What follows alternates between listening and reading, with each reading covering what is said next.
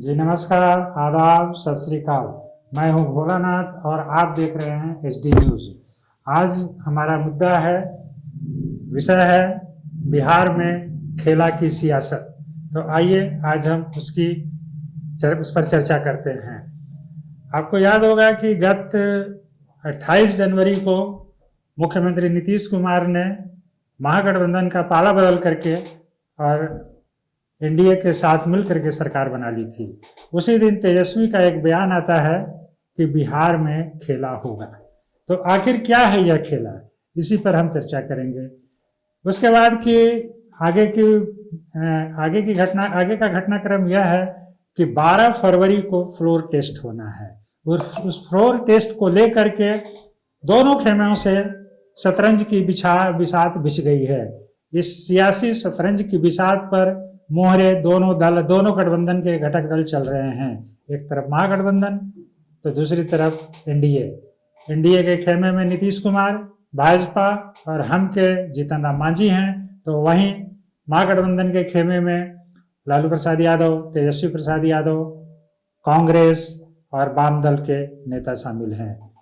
तो तेजस्वी के खेला के बयान पर काफी कुछ राजनीतिक शास्त्रार्थ हो चुका था। कई तरह से उसके नेतार्थ निकाले जा रहे थे।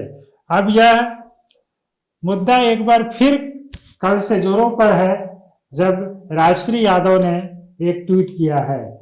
आपको बता दें कि राजश्री यादव पूर्व उप मुख्यमंत्री तेजस्वी प्रसाद यादव की धर्मपत्नी हैं। बहुत दिनों के बाद उनका इस तरह का ट्वीट आया जो कि सीधे सियासत से संबंधित है। आखिर क्या कहा है उन्होंने अपने इस ट्वीट में, आपको पहले मैं अक्षरशः बता देता हूं। नीतीश कुमार के 17 विधायक गायब हो गए। वैसे तो 4-5 विधायक से ही काम चल जाता, लेकिन इधर तो आधी जदयू गायब हो गई। खेला सब होगा जानते थे, लेकिन इतना बड़ा खेला होगा शायद किसी को पता नहीं था।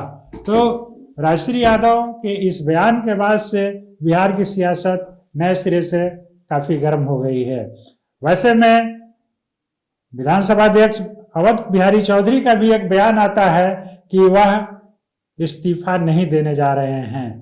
भाजपा या किसी अन्य दल की डिमांड पर वह इस्तीफा नहीं देने जा रहे हैं। वह तब तक अपने पद पर बने रहेंगे जब तक कि उनके खिलाफ जो अविश्वास प्रस्ताव का नोटिस आया है, अगर विधायक उनके खिलाफ मतदान करते हैं तभी वह पद छोड़ेंगे। उसके पहले वह कहीं से भी पद छोड़ने नहीं जा रहे हैं। उनके बयान के कुछ ही देर के बाद फिर उपाध्यक्ष महेश्वर हजारी, जो कि जदयू के विधायक हैं, उनका बयान आता है कि अध्यक्ष का यह बयान उचित नहीं है। जैसे ही अगर किसी अध्यक्ष के खिलाफ अविश्वास प्रस्ताव का नोटिस आता है तो वह आसन पर नहीं रहते हैं, उनकी जगह पर अध्यासी सदस्य या उपाध्यक्ष सदन की कार्रवाई का संचालन करता है। उन्होंने यह भी आरोप लगाया कि राजद के इशारे पर यह सब हो रहा है। तो क्या है फिर इस पूरे घटनाक्रम, इस पूरी सियासत, राजश्री के इस ट्वीट के बाद क्या क्या चल रहा है, इस पर भी एक बार हम लोग गौर करें। भाजपा के नेता अब यह कह रहे हैं कि राजश्री यादव के बयान में कोई दम नहीं है। राजद के कई विधायक हमारे संपर्क में हैं, कांग्रेस के कई विधायक हमारे संपर्क में हैं।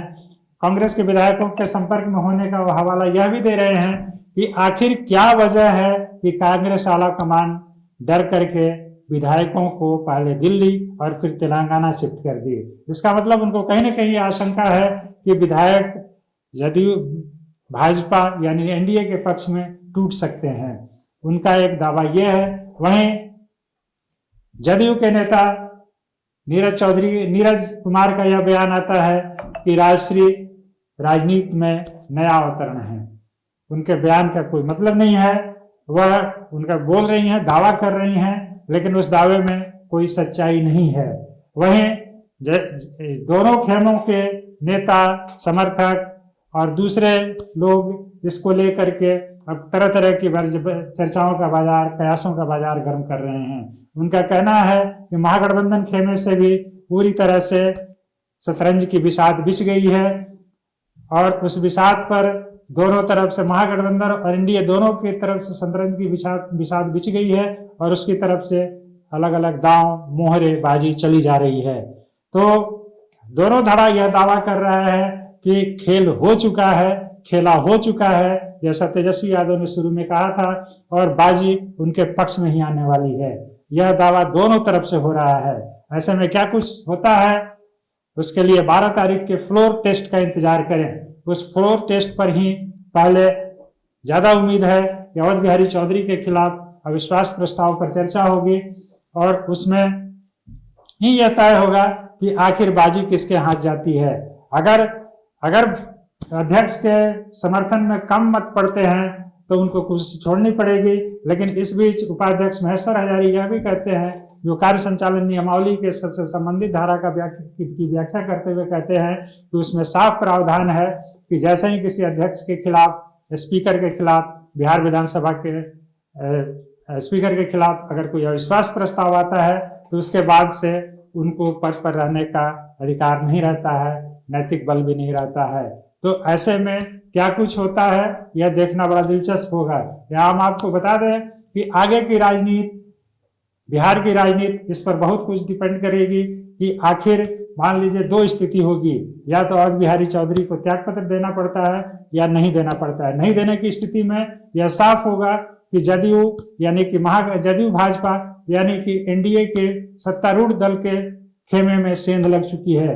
ऐसे में बहुत तरह की बातें आ रही हैं। लोग कह रहे हैं कि विधानसभा अध्यक्ष में असीमित शक्तियां निहित होती हैं, वह अपने हिसाब से चीजों को संचालित कर सकते हैं। ऐसे में यह देखना दिलचस्प होगा कि क्या फिर महागठबंधन की सरकार बनती है या केंद्र सरकार या राजभवन अगर उसको लगता है कि बिहार में राजनीतिक स्थिरता का माहौल है तो क्या यहाँ पर राष्ट्रपति शासन लगता है। यह सब पूरा घटनाक्रम 12 तारीख के फ्लोर टेस्ट पर टिका हुआ है। देखते हैं क्या होता है। तब तक बने रहिए हमारे साथ, देखते रहिए HD न्यूज। धन्यवाद।